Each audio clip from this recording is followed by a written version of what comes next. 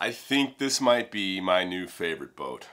So you guys know I do consultation work and I help people find the right boat for their budget and their plan and their family. So I'm working with this client that has a $200,000 budget. We're going through all the $200,000 boats, and just for giggles we look at 250. Oh my gosh, I found this gem. I want to talk about it with you today because I think it is the perfect cruising boat. It might be my new favorite boat. From the super low maintenance teak decks to a sugar scoop swim platform that makes swimming and diving and accessing the water a breeze, this Swedish boat checks almost all my boxes. We're talking super solid joinery, Divinicell core in the hull, so no balsa nightmares. And it's a center cockpit with cable steering, so you get a really good helm response. These are safe, they're sturdy, and they're ready for offshore. So could this be the perfect cruising boat for you? I'm gonna break it down and let's find out. Okay, the first thing we're gonna talk about is the size of the boat, because everybody knows that in life it's all about the size of your boat. In all seriousness, there is a common misconception that people throw around a lot that says you should buy as much boat as you can for the money that you have. You know, buy the biggest one you can. And that's just not true. If you've ever read any Lynn and Larry Pardee's books, their mantra is go small, go now. And while I think the times have changed, I still believe that there is a point where it's diminishing returns when you get a boat that's so big. So if you have an unlimited budget, then this video really doesn't apply to you. But if you're like the rest of us and you're sailing on a budget, you want to get something that's easy to maintain, that's cheap. And when you choose a 44-foot boat rather than a 50-foot boat, you're choosing a boat that has all of the running rigging is now one size smaller. All of the standing rigging is now one size smaller. All the blocks are one size smaller. Everything is cheaper. It's cheaper to maintain, it's cheaper to replace stuff. It's easier to sail, it's easier to handle with a small crew, like 1 or 2 people. The docking and marina fees are going to be nominally less. That's actually really not a big deal. They pay per foot, so you saving $4 is not really a big deal. What you're saving on is the running rigging, the blocks, the standing rigging. It's the maintenance on the boat that kills you. That's what costs most money.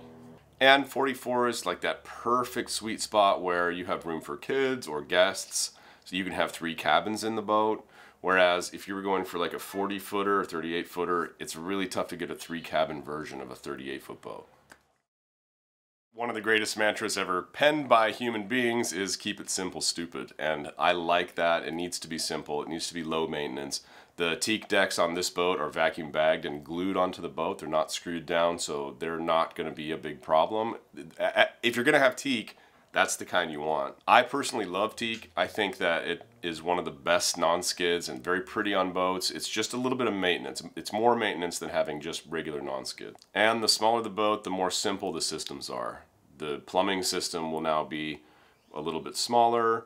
The propane system will be smaller. Everything will be smaller and easier to work on. Usually you don't get, you know, the PTOs with the hydraulic furlers and the hydraulic mainsail and the hydraulic bow thruster. You know, that's just added complexity, in my opinion, that you don't need.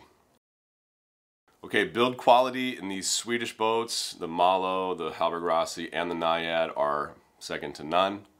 And you can see in this particular boat that the joinery is phenomenal. It is so pretty inside. This boat is, I want to go to it. I want to buy it for myself. You can tell that this boat was built by hand. It's not a cookie cutter IKEA boat, like a lot of even more expensive new designs. And this boat is built like a tank. It's built for the use case of using it offshore. So it's got a Divinicell core, which is less likely to get water infiltration and rot and destroy the hull. All the bulkheads are fiberglassed on completely. It's got a very robust keel attachment. It's got a half a skeg on the rudder.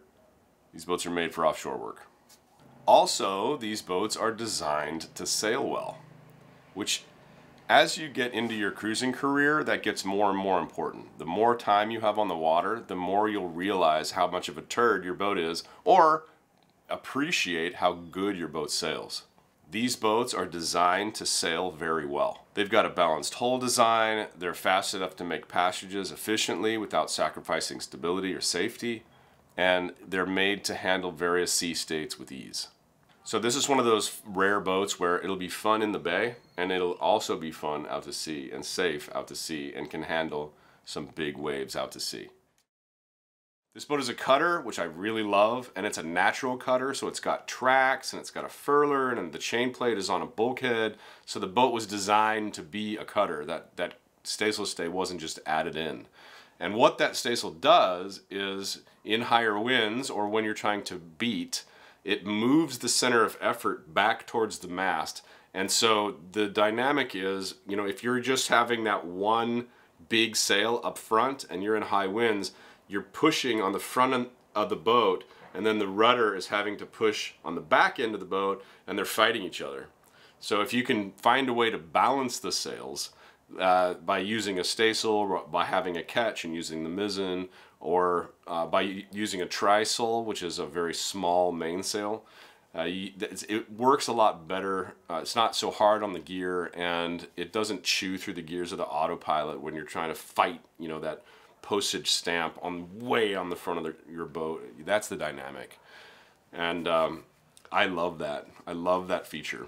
It's got slab reefing, which I'm a huge fan of. I really, really like that simple, old, tried and true method of getting the sail up and down. And it's got cable steering, so it's got the helm response that you need, and it's not hydraulic. I hate hydraulic steering. I'm sorry if you have it, but I had hydraulic steering fail on me before, and it made me hit a boat, and it caused a lot of damage, made me feel embarrassed, and it's just not something that I would want. I want cables and chains and direct drives and worm gears, and I like the robustness of that. So there's a couple of design features on this boat that are just perfect for the cruising sailor. The first being the sugar scoop transom. I really, really love sugar scoop transoms. I love the one on my boat. I want to have a boat with one. Easy access on and off the water for your kids and your guests is key. And it's really nice for loading provisions when you're on anchor and you need to go to the store with your dinghy and come back full of stuff. It just makes it easy instead of having to load it up from the side. On most of these Swedish boats, the Havregrassi, the Najads, the Mallows, I've noticed that the decks on the top sides are a lot wider when compared to, like, say, a Swan or an Oyster or a Contest or something comparatively. And I really, really like that. It makes so you don't have to like weave through and go way outside the lifelines. You can kind of take your time and be a little safer when you're moving around on deck. Just that little bit of extra width makes a big difference. Also, this yard is still in business, so you can call them and say, hey, listen, I need a rudder bearing. Where do I find this? Can you guys make it for me? Can you source it for me and send it to me? And they'll be able to help you out, that's key, man. Very, very nice. So now we're talking about something that's almost intangible. Like, what really makes this boat something that I love? It's that X factor. When you look at the boat, you can tell somebody was thinking here. It's this combing that goes around the back so you can walk around in the bedroom, but then under the bed, you don't need all that head height. So now they've made the freeboard less in the aft end of the boat for the sailing characteristics. And the way that they've functionally utilized this idea is just beautiful. The joinery looks really nice. This looks like an ocean-going cruising boat. It's not all about the specs. This boat has soul. It's beautiful. It's something that when you're leaving the anchorage, you're looking back at your boat saying, oh my gosh, I'm so happy I have this boat. It's beautiful.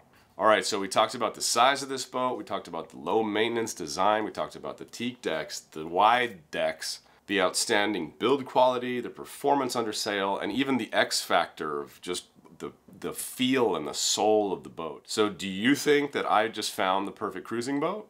Would this work for you? Is this a dream boat for you? Did you know about this brand before this video? Leave me a comment below and let me know if this boat resonates with you. If you enjoyed this deep dive into the Najad 441, please like the video, and to get notified when I put out more videos just like this one, please subscribe and turn on all notifications.